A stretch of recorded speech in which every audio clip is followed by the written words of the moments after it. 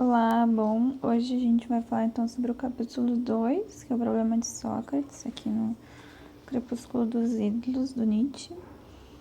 E vamos lá, que esse capítulo é bem importante e ele é muito interessante também. Então, começando com o aforismo 1. Em todos os tempos, os homens mais sábios fizeram o mesmo. Julgamento da vida, ela não vale nada. Então aqui a gente tem o primeiro diagnóstico, digamos assim, né, do Nietzsche psicólogo, que afirma que em todos os tempos os homens mais sábios, então, eles julgaram a vida como se ela não valesse nada, né? Que isso remete, né? Que o modo como temos julgado a vida, principalmente aqueles considerados sábios, é sintoma de um modo de viver de um corpo fraco, fisiologicamente fraco, quando depende de um consenso. Que é isso que é mais ou menos que ele vai falar aqui nesse primeiro aforismo. De todo modo, deve haver uma doença nisso. É o que nós respondemos, esses mais sábios de todos os tempos. É preciso antes observá-los de perto. Talvez todos eles já não tivessem firmeza nas pernas, fossem tardios, titubeantes, decadentes. Talvez a sabedoria apareça na terra como um corvo que se entusiasma com um ligeiro odor de cadáver. Então aqui o Nietzsche ele vai colocar em questão um tipo de sabedoria que com o tempo foi associado a esse tipo de sábio que se alimenta então do seu rebanho, digamos assim, né? Que tem um espírito mais de teólogo.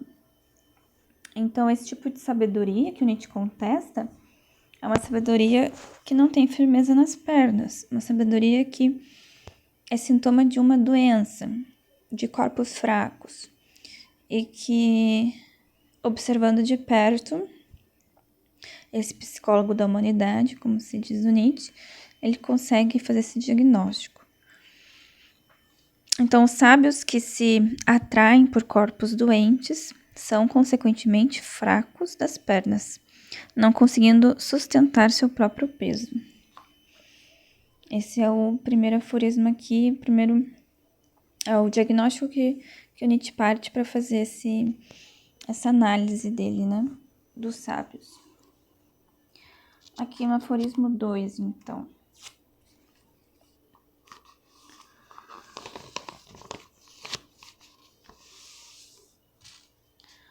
Aforismo 2, ele diz: eu percebi Sócrates e Platão como sintomas de declínio, como instrumentos da dissolução grega, como pseudo-gregos, antigregos, aquele consenso sapiente, que é um consenso de sabedoria, digamos assim, compreende cada vez mais, e nada prova que eles tivessem razão naquilo acerca do qual concordavam.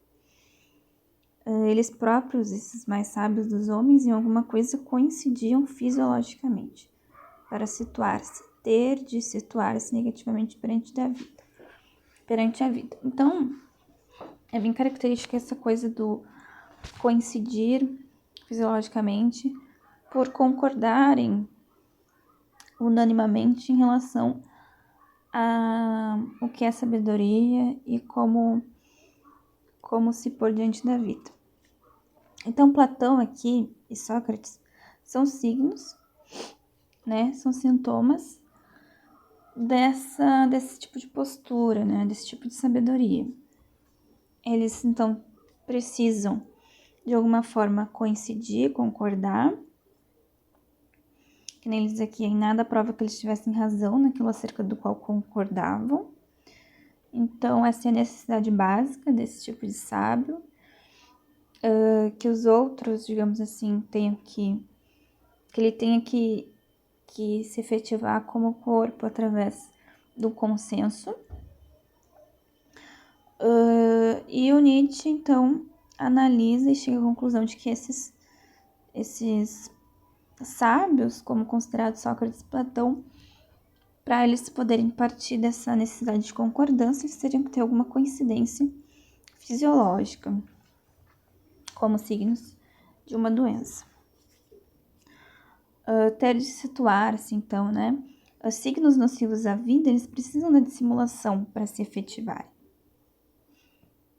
Porque se postos, digamos assim, sob a luz do sol, sob claridade, eles já não fazem tanto sentido.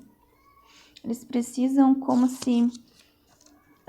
gente viu ali no prólogo desse livro, eles precisam ser secretos, obscuros, ter essas características para poder se efetivar dentro dos âmbitos da vida. Então, por isso que tem muito essa imagem subterrânea que a gente traz, principalmente da moral cristã. Então, eu anotei aqui.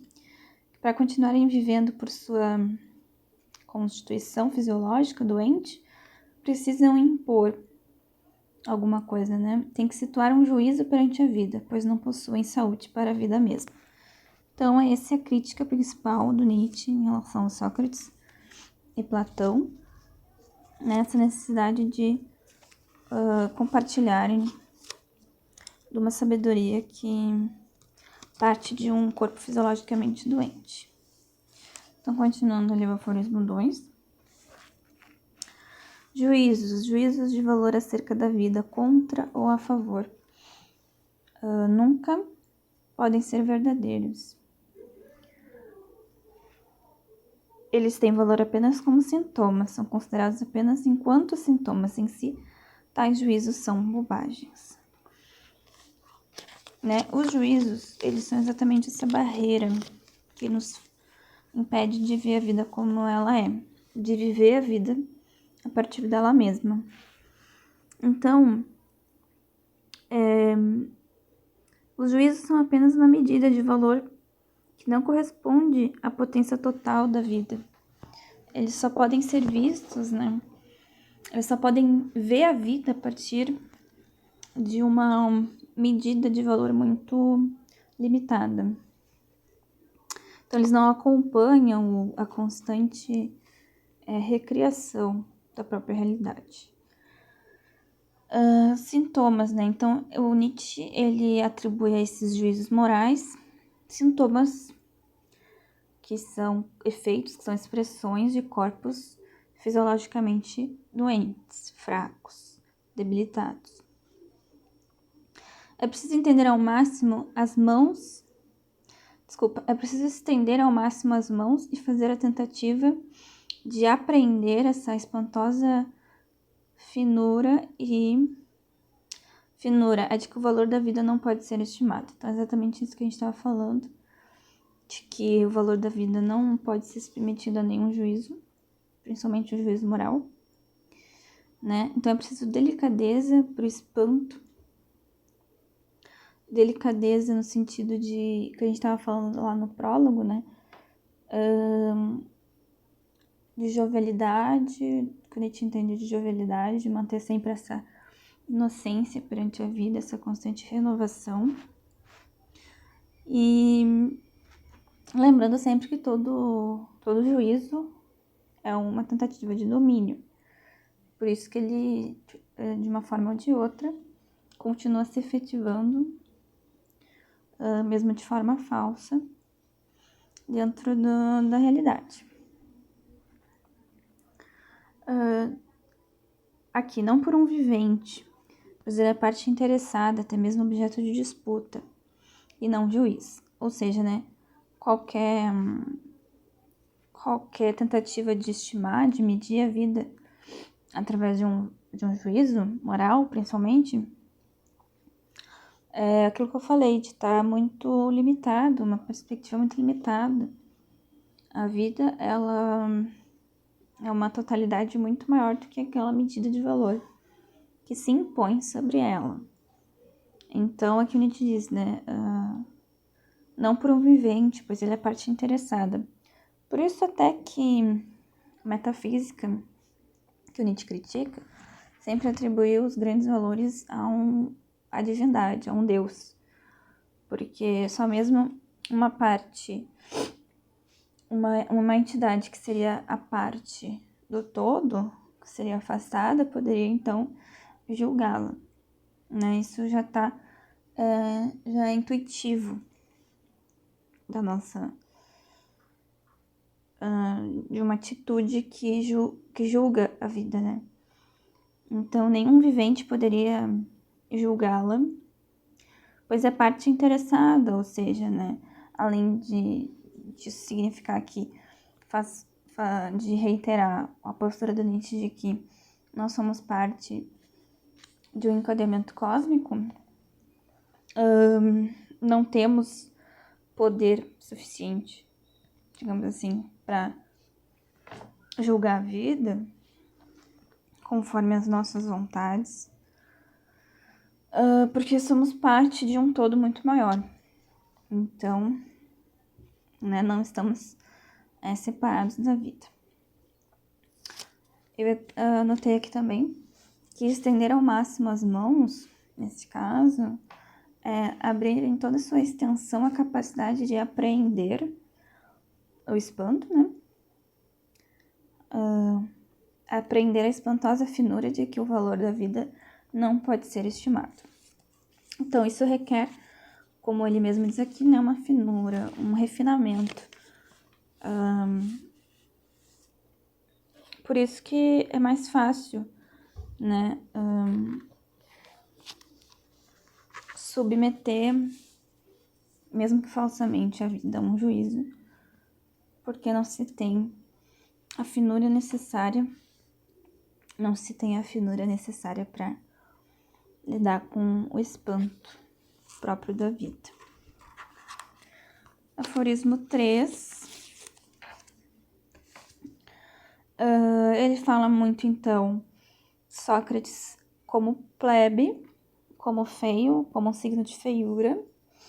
Aqui lembrando que todas essas características são signos, o que significa que eles dizem respeito a muito mais a um estado, a uma situação, a uma expressão de um estado ou de uma situação do que propriamente a pessoa, né?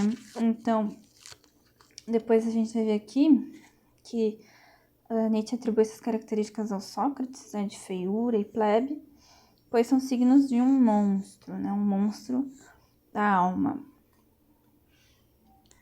E aqui eu anotei finura, então, como sintoma de uma fisiologia que foi inibida de desenvolver todo o seu potencial por conta de tentar cruzar muitas morfologias e genomas distintos. É isso que o Nietzsche vai elaborar aqui, ó. Mas a feiura em si é uma objeção para os gregos, é quase uma refutação. Era Sócrates realmente um grego? Com bastante frequência, a feiura é a expressão de um desenvolvimento cruzado, inibido pelo cruzamento.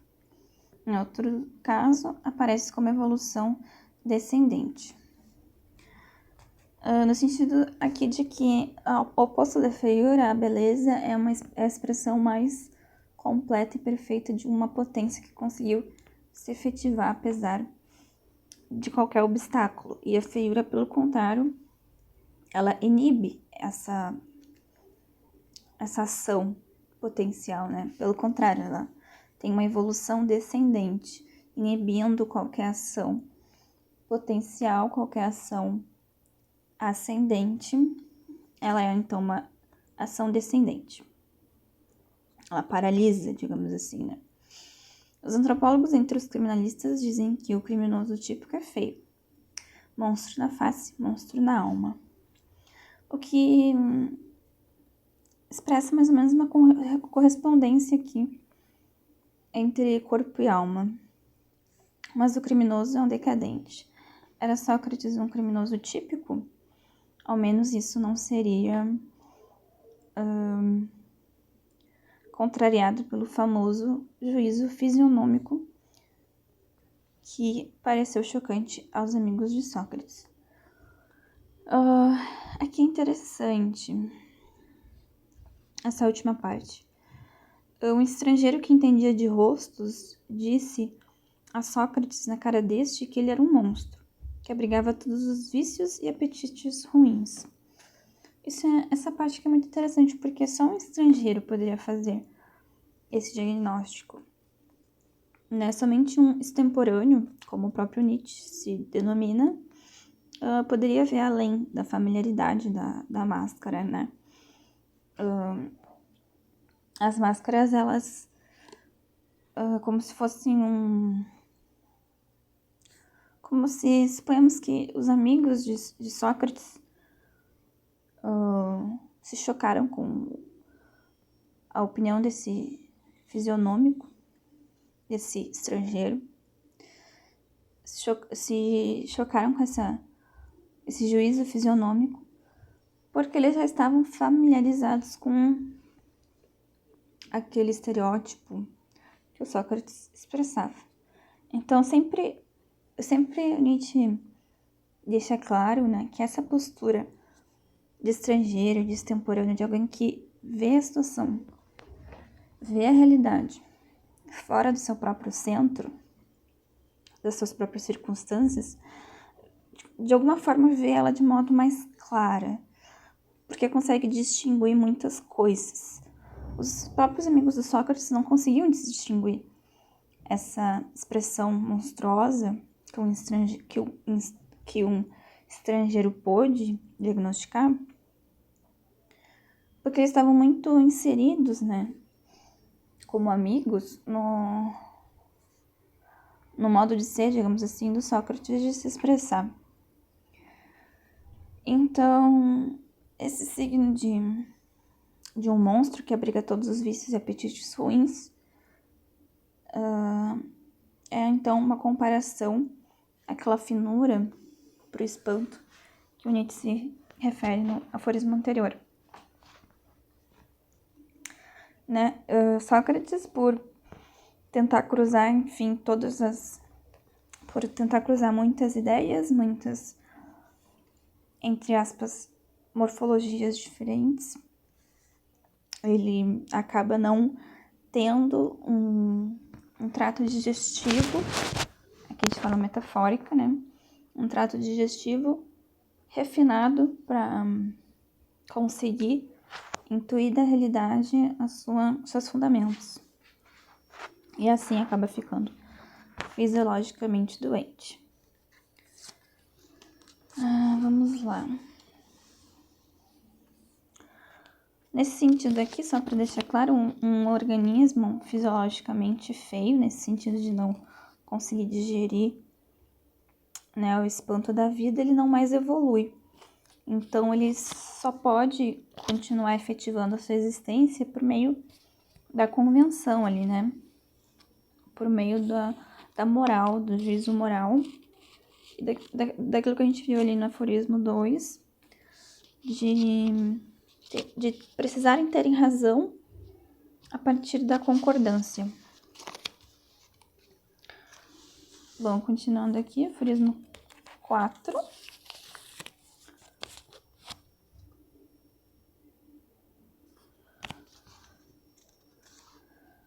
Não apenas a anarquia e o desregramento, confesso, dos instintos apontam para a decadência de Sócrates. Também a superfetação do lógico e a malvadez de Raquítico, que é a sua marca. O que acontece? Exatamente por tentar cruzar muitas ideias, que por Nietzsche, então, são signos, expressões de modos de vida, há em Sócrates um excesso de coisas que acabam por gerar um desequilíbrio, né? Que é essa coisa da anarquia, desse regramento. Desequilibra, então, a harmonia do todo Sócrates, né? Da pessoa Sócrates. Quando um corpo está doente, ele precisa, então, direcionar energias para o seu restabelecimento de forma contínua.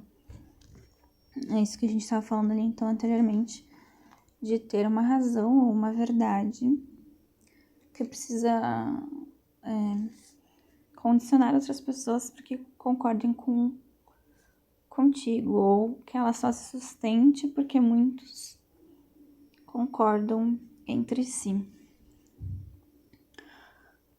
Então, há em Sócrates esse excesso de coisas, de ideias, de verdades, que acabam ramificando as forças fisiológicas do próprio Sócrates. Ele acaba um ser raquítico, como Nietzsche confere aqui. Eu anotei aqui também que os instintos anárquicos, desregrados, não podem servir à tarefa do corpo de estender seu potencial de vida. Por isso, tornam-se decadentes. Lembrando que essa palavra aqui, superfetação, ela significa uma...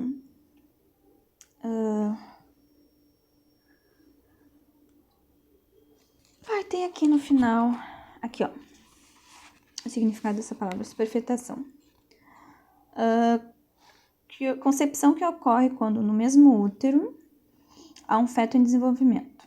Já há um feto em desenvolvimento, então essa coisa da excessividade, né? Tentando cruzar muitas ideias, no fim não se gera ideia concisa, nenhuma concisão. O que mais? Coisa que se acrescenta inutilmente a outra.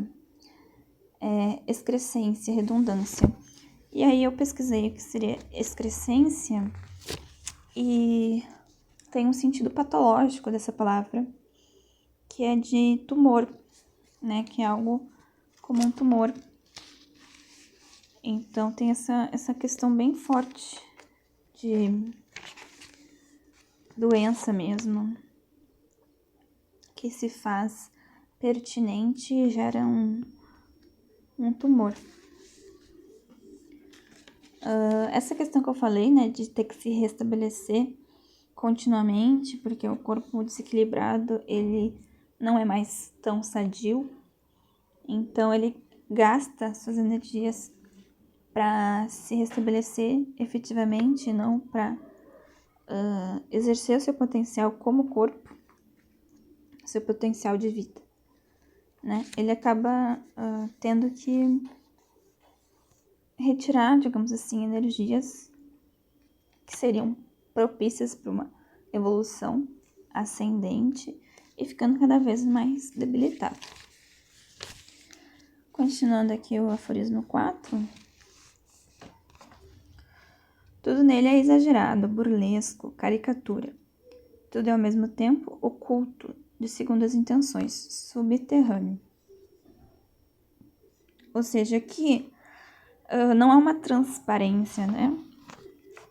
Nesse corpo fisiologicamente debilitado. Ele precisa dissimular para restabelecer-se continuamente como um câncer, né? Como aquele tumor ali.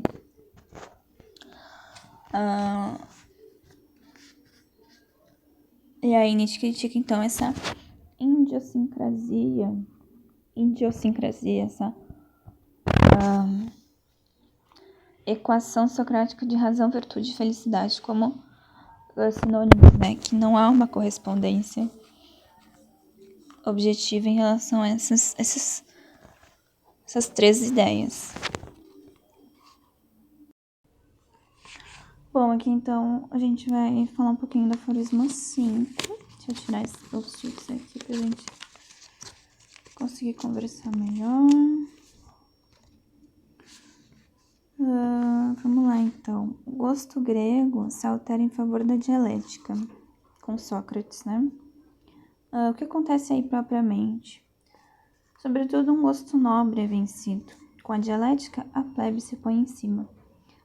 A plebe para Nietzsche é signo de decadência, exatamente aquilo que eu estava falando de signos que expressam um estado fisiológico e que podem refletir, portanto, em estados de vida, modos de vida. Então, um gosto nobre. Como o gosto nobre foi vencido? É isso que ele vai começar a falar a partir daqui. De acordo com as maneiras dialéticas. Elas eram más maneiras, eram comprometedoras. A juventude era divertida contra elas, né? Lembrando aquilo que a gente falou de juventude. Aqui não é só a juventude lá do Sócrates, né, da Grécia Antiga. É a juventude como espírito jovial, naquele sentido de jovialidade que a gente falou anteriormente. Então, também se desconfiava de toda essa exibição dos próprios motivos, coisas de respeito. Como homens de respeito não trazem assim na mão os seus motivos. É indecoroso mostrar todos os 5 dedos. É de pouco valor aquilo que primeiramente tem de se provar. Então, as maneiras dialéticas, né, elas eram tidas como más maneiras. Comprometia-se a chegar em algo a partir daquilo que a gente está falando de superfetação, né, do lógico, ou seja, se comprometia, elas eram comprometedoras porque o compromisso das maneiras dialéticas é chegar a uma conclusão a partir de ideias cruzadas. Então, aquele cruzamento que a gente estava falando aquele cruzamento anárquico de ideias, de muitas verdades, sendo cruzadas até se chegar a uma verdade que supõe-se ser consequência dessas anteriores. Então, é preciso reunir forças para provar algo. O que se quer, na verdade, é convencer. Então, tem um sentido, digamos assim, né, de que a dialética, então, seria a ferramenta do Sócrates para continuar efetivando esse corpo fisiologicamente debilitado através do convencimento. Não propriamente de uma maneira transparente, como a gente viu lá em cima, né? Que a gente fala que tudo nele é exagerado, é burlesco, né? Caricaturado. Então, tem essa questão de fantasiar para conseguir convencer. E é mais ou menos isso que as maneiras dialéticas são comprometedoras. Elas comprometem a maneira jovial, sempre renovada, de encarar a vida, porque tentam convencer a razão de uma maneira caricaturada, que é a dialética, de se chegar numa conclusão a partir de várias conclusões, de várias verdades entrecruzadas. Sendo que o que o Nietzsche defende, então, oposto a isso, é o cultivo dessa inocência, né, que está sempre renovando uma forma de viver mais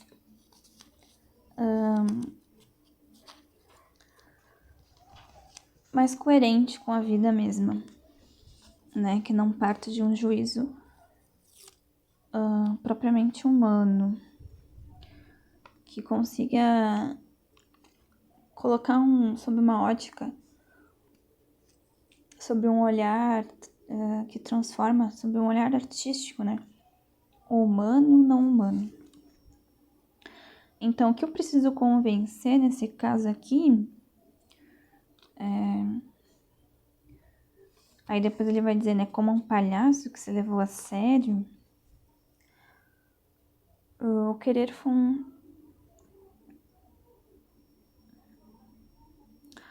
Aqui, ó, então Sócrates como um palhaço que se levou a sério, ele quer convencer ao querer fundamental que se efetiva apenas através de sua própria autoridade, a vida, né,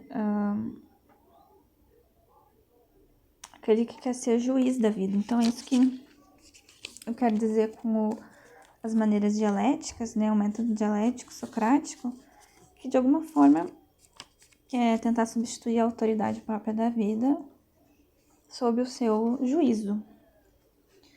É o que a gente vai falar mais ou menos aqui, ó. Onde a autoridade ainda faz parte do bom costume, onde não se fundamenta, entre aspas, mas se ordena, o dialético é uma espécie de palhaço. As pessoas riem dele, não levam a sério. Sócrates foi o palhaço que se fez levar a sério. O que aconteceu aí realmente? Né? Então aqui, dialética é uma espécie de palhaço justamente por isso, porque onde a vida ordena, onde a vida tem autoridade, ele quer se fazer de juiz, de sacerdote, como um sacerdote mesmo, que diz ser detentor de algum tipo, de algum meio de se chegar a uma verdade fixa, né, absoluta. E aí, então, Sócrates, esse palhaço que se fez levar a sério, mas alguma coisa aconteceu aí para que ele fosse levado a sério, né? Então, ele se fez levar a sério, ele convenceu outros a levarem ele a sério. É isso que o dialético faz, então. Né? As maneiras dialéticas é como se quisesse convencer a razão de algo bem específico. Aforismo 6, então. Escolhe-se a dialética apenas quando não se tem outro recurso. Sabe-se que ela suscita desconfiança, que não convence muito. Né? Não convence muito aqueles espíritos livres, onde a autoridade ainda faz parte do bom costume, né? Onde a vida exerce a sua autoridade. Então, escolhe-se a dialética apenas quando não se tem outro recurso, ou seja, quando o corpo fisiologicamente debilitado já não tem mais recursos para efetivar sua existência de qualquer forma, então se remete ali, Sócrates se remeteu a essa dialética.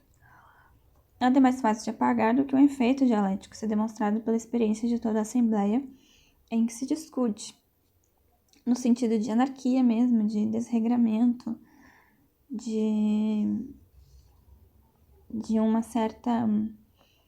certo caos, sem propósito, sem objetivo, sem meta, como a gente gosta de falar. A dialética pode ser usada apenas como legítima defesa nas mãos daqueles que não possuem mais outras armas, né? Ou seja, ele precisa convencer através do método dialético, que é estritamente racional, outros corpos que pressupõem-se também fisiologicamente debilitados, para se defender de uma autoridade que sempre se faz efetiva, que é a vida, né? A autoridade da vida mesmo. Então, essa é uma legítima defesa, uma forma do corpo, mesmo doente, continuar vivendo apesar de tudo, porque ainda não se chegou no estágio de se desejar morrer nesse ponto aqui. Então, é preciso que se tenha de obter pela força o seu direito. De outro modo, não se faz uso dela, né? O que significa isso? Obter pela força? Não pela força física, necessariamente, pela força da razão. Do convencimento moral, do juízo moral e do método dialético de atingir a razão e fazer da razão, tentar, né, fazer da razão um juízo supremo, mas que quem é realmente a autoridade aqui é a vida mesma. Então, a gente tem essa força que se faz necessária, né? É uma força que se dá através da vingança, essa legítima defesa. Depois a gente vai acompanhar. Aforismo 7. E a ironia de Sócrates, uma expressão de revolta, de ressentimento plebeu, goza ele como oprimido de sua própria ferocidade nas estocadas do silogismo? Vinga-se ele dos homens nobres a quem fascina? Então, essa legítima defesa, do qual um corpo fisiologicamente debilitado precisa, no caso do Sócrates, né? Precisa recorrer para poder continuar existindo efetivamente, pro Nietzsche, ele é diagnóstico de um espírito de vingança que quer que está ressentido e que, portanto, quer vingar-se de espíritos mais nobres, que o fascinam, mas que por justamente estar inserido nesse, ser constituído desse corpo fisiologicamente debilitado, não consegue, não tem forças suficientes para conseguir chegar, para conseguir acender o potencial necessário, então, para chegar num espírito na obra, como Nietzsche diz aqui, né? Como o dialético, então, ele manipula para chegar a uma conclusão que parte, então, de um juízo, nesse sentido, o dialético socrático. Aqui, nesse sentido de vingança, está muito articulado com essa legítima defesa. Por quê? Porque toda essa questão, essas maneiras dialéticas que a gente está analisando aqui, elas fazem parte de um impulso, de uma motivação reativa. Então, é a reação de um corpo fisiologicamente debilitado que, no seu último recurso, precisa convencer de alguma forma, então, através da manipulação, para se chegar a uma conclusão que parte de um juízo moral, para poder, através dessa convenção, continuar existindo. O que mais, então? Como dialético, então, ele tem um instrumento implacável nas mãos. Pode-se fazer papel de tirano com ele, né? Então, aquilo que eu combato não deve ser exposto, pois pode abrir precedentes nesse sentido de que expõe-se o outro ao vencê-lo. O Nietzsche tem uma ética do combate que é muito interessante e que ele respeita assim, muito, né, o inimigo, entre aspas, no qual ele combate com palavras, e para ele considerar alguém como inimigo, essa pessoa tem que estar em pé de igualdade com ele. E não é isso que o Sócrates dialético faz, né? Ele precisa de outros que são possivelmente menos capazes ou mais frágeis do que ele para poder convencer através da dialética. Então, o tirano, ele manipula, ele quer convencer. É um tirano contra a vida. O dialético deixa ao adversário a tarefa de provar que não é um idiota. Ele torna furioso, torna ao mesmo tempo desamparado. O dialético tira a potência do intelecto do adversário, né? Na medida em que convence, ele tira a potência, ele apenas consegue convencer através da razão e faz com que o adversário ele fique desamparado, nesse sentido de que o corpo não está em uníssono, em harmonia, para poder exercer sua potencialidade, né? Ele está dividido, desamparado, nesse sentido. Digamos assim que para o Nietzsche esse embate dialético ele é uma luta covarde, pois vence apenas aqueles que foram então desamparados, nesse sentido que eu comentei, né? Desse corpo que foi fragmentado, que foi fragilizado para poder ser vencido. Então, esse é o sentido desse trecho aqui. Aforismo 8. Indiquei como Sócrates podia ser repugnante. Tanto mais é preciso explicar por que ele fascinava. Então, isso é uma coisa que, como a gente estava comentando até agora, né? O que o Sócrates só fez sucesso e conseguiu se efetivar porque convenceu muitos. Mas se ele conseguiu convencer muitos, é porque esses muitos já tinham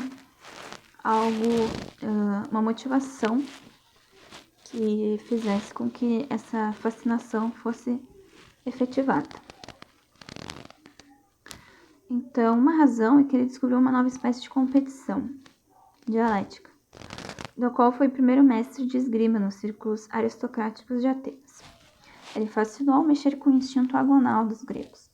Trouxe uma variante para a luta entre homens jovens e adolescentes. Sócrates foi também um grande erótico.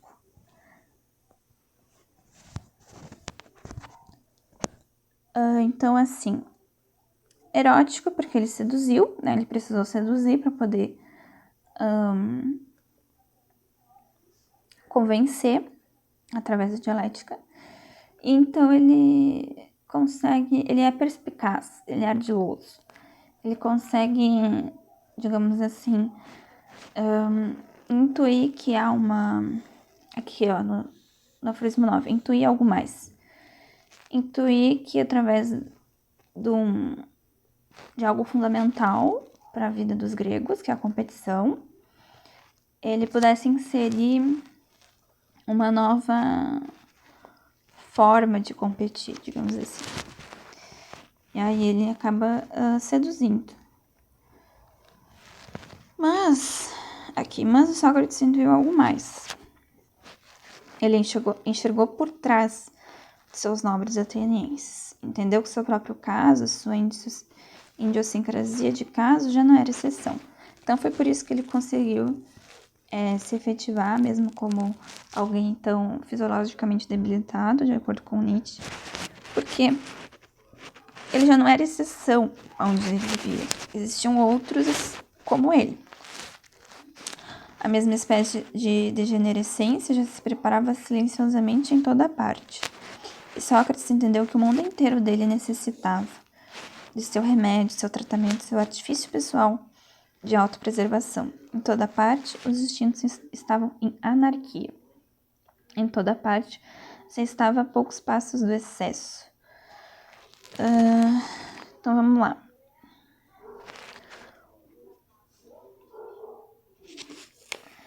A dialética, ela depende... ela é como um dispêndio de forças, nesse sentido de que o corpo precisa se ramificar entre muitas partes para conseguir, ele se fragmenta, então, para conseguir chegar aonde o dialético quer. E por isso que aqui em cima o Nietzsche, ele classifica, então, o adversário do dialético como desamparado. Então, a dialética ela tem como um dispêndio de forças, uma anarquia no sentido de juízos. Quando se pretende julgar a vida, né, tem que se fazer de muitas formas, através de muitos ângulos. Isso leva a ter o corpo, isso leva o corpo a ter de se preservar e não adquire mais potência, apenas ramifica suas forças mais e mais. Né? Então, é isso que o Sócrates, digamos assim, conseguiu expressar, por isso que ele é um signo importante da razão, um signo da razão que usurpa a vida, digamos assim, para o Nietzsche. E nesse sentido, então, que o Sócrates é essa expressão máxima de tudo isso aqui, né? Desses corpos fragmentados, desses instintos em anarquia. Então, o Sócrates serviu como remédio, como tratamento para todos esses contemporâneos dele, que também se encontravam nessa mesma situação que ele. Continuando aqui. Como se tornou ele senhor de si. Seu caso era, no fundo, apenas o caso extremo que mais saltava aos olhos, daquilo que então começava a se tornar miséria geral, que ninguém mais era senhor de si, que os instintos se voltavam uns contra os outros. Ele fascinou por ser esse caso extremo. Sua amedrontadora feiura o distinguia para todos os olhos. Então, o caso mais extremo, mais óbvio, que se tornou regra, né? Esse é o signo socrático, da razão socrática, né? Da ratio socrática. É o caso mais extremo que se tornou regra, pois era a expressão mais acabada de um estado, ou seja, um sintoma. Nesse caso, o sintoma da decadência, da miséria geral. Então, nesse sentido que o Sócrates era um caso extremo. Continuando então, ele fascinou por ser esse caso extremo. Sua amedrontadora feiura o distinguia para todos os lados. Ele fascinou ainda mais intensamente. Está claro como resposta, como solução, como aparência de cura para este caso. Ou seja, né? Corpos fisiologicamente debilitados, eles não conseguem mais ter essa finura dos sentidos que a gente fala e precisam, então, urgentemente de um remédio, de um salvador, de alguém que os guie. E aí, para esses contemporâneos de Sócrates, o Sócrates serviu como esse tratamento, esse contra-tirano, digamos assim, né? Como a gente diz aqui, porque ele era a solução, né? A aparência de cura para esse caso de miséria geral. Então, ele fascinou por apresentar uma cura aparente para os instintos já debilitados. Aforismo 10. Quando há necessidade de fazer da razão um tirano, como fez Sócrates, não se deve ser o pequeno perigo de uma outra coisa se faça tirano. Então, naquele sentido que eu disse, né? A razão como tirano, ela precisa fragmentar as forças de um corpo para conseguir dominar. A racionalidade foi então percebida como salvadora. Nem Sócrates nem seus doentes estavam livres para serem ou não racionais. Isso era obrigatório. Era seu último recurso, né? A dialética. O fanatismo com que toda a reflexão grega se lança à racionalidade mostra uma situação de emergência. Estavam em perigo, tinham uma única escolha: sucumbir ou ser absurdamente racionais. Então, não existiu uma escolha deliberada, né? Aqui, simplesmente, foi a única saída encontrada por corpos fragilizados. Que, apesar de tudo, mesmo fragilizados, precisam querer viver. O moralismo dos filósofos gregos a partir de Platão é determinado patologicamente. Assim também a sua estima da dialética. Então, é como se começassem a valorizar o método dialético a partir dessa necessidade fisiológica que já se fazia dominante e se expressou então nesse método, nessas maneiras dialéticas de viver. Razão, virtude e felicidade significa tão só. É preciso imitar Sócrates e instaurar permanentemente contra os desejos obscuros uma luz diurna, a luz diurna da razão. Então, foi por isso que tantas pessoas foram seduzidas por Sócrates lá na época que ele viveu, lá na antiga Grécia, e por um desespero de corpos já marginalizados. Então, é preciso ser prudente, claro, límpido, a qualquer preço. Toda concessão aos instintos, ao inconsciente, leva para baixo. A qualquer preço aqui, né? Até a vida. A qualquer preço. Então, a dialética como recurso para defesa, reação de corpos já debilitados. Essa postura de afastamento perante o que não é acessado somente pela razão é que faz com que esses corpos fiquem mais ainda debilitados, né? Então, não há saída, há apenas o último recurso, que é fazer da razão um tirano. Aforismo 11. Indiquei como Sócrates fascinava. Ele parecia ser um médico, um salvador.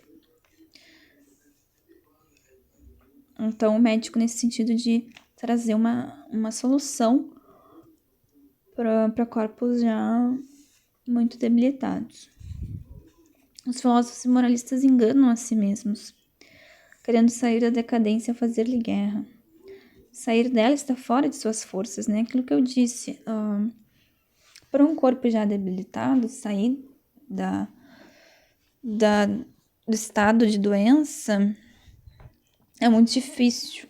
Então, ele precisa de tratamento, de recursos medicinais, etc. Continuando pela mesma via, né, querendo sair dela por meio dela, é que eles nunca irão recuperar a sua saúde. Porque o meio pelo qual eles fazem guerra, o meio como qual buscam essa salvação é o mesmo que os fazem doentes. Então, é como se fosse um ciclo vicioso. Aqui, então, eles mudam sua expressão, mas não a eliminam. Isso é bem importante. Sócrates foi um mal-entendido. Toda a moral do aperfeiçoamento, também a cristã, foi um mal-entendido. Então, é um mal-entendido nesse sentido de se ver debilitado e, no primeiro momento, a primeira aparência de cura, a primeira solução é a razão como tirano, e é a isso que um corpo doente, sem muita escolha, acaba optando, né? Acaba tendo que, por legítima defesa,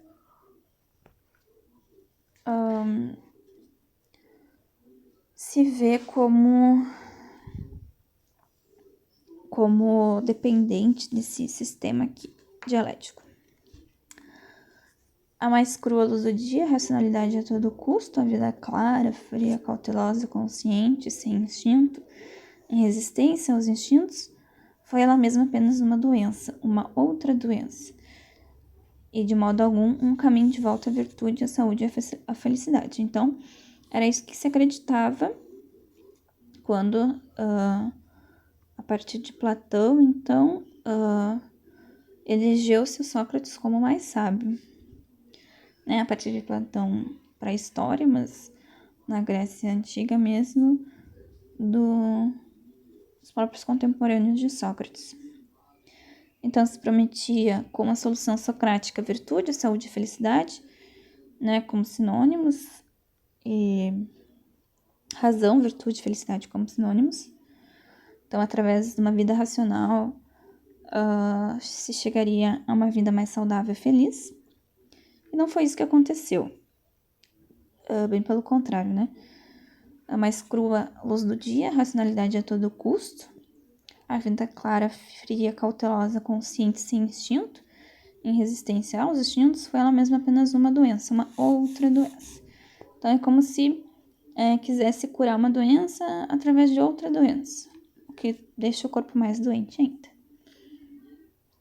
Ter de combater os instintos. Eis a fórmula da decadência. Enquanto a vida ascende, felicidade é igual a instinto.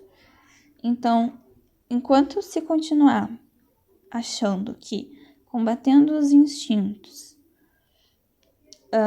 é a fórmula para uma vida mais feliz, saudável, etc., se continua cultivando, na verdade, a decadência, o corpo fragilizado. Enquanto a vida ascende, evolui, a felicidade é igual a instinto. Então, a felicidade é igual a instinto na medida em que o instinto ele é pressuposto necessário para o potencial de vida se efetivar e evoluir de forma ascendente. Então, aqui, o mal-entendido no Sócrates também tem a ver com o engano por falta de uma certa postura mais coerente com a vida. A gente tem aqui também uma moral do aperfeiçoamento dialético, né? Que aperfeiçoa suas formas de dissimulação. Então, aqui Nietzsche diz que muda essa expressão, mas não eliminam, nesse sentido de querer combater uma doença com outra doença, não querem eliminar essa doença, apenas vão mudar a sua expressão. Conforme mudam sua expressão, aperfeiçoam as formas de dissimulação. Por isso não adianta usar os mesmos meios que nos deixou doentes de nós mesmos. É preciso mudar os meios pelos quais se entende a vida. Então, para terminar, Sócrates apenas esteve doente por um longo tempo.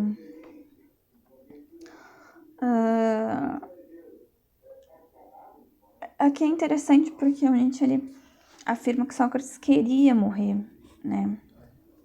Lá na Grécia Antiga, quando ele foi condenado ao suicídio.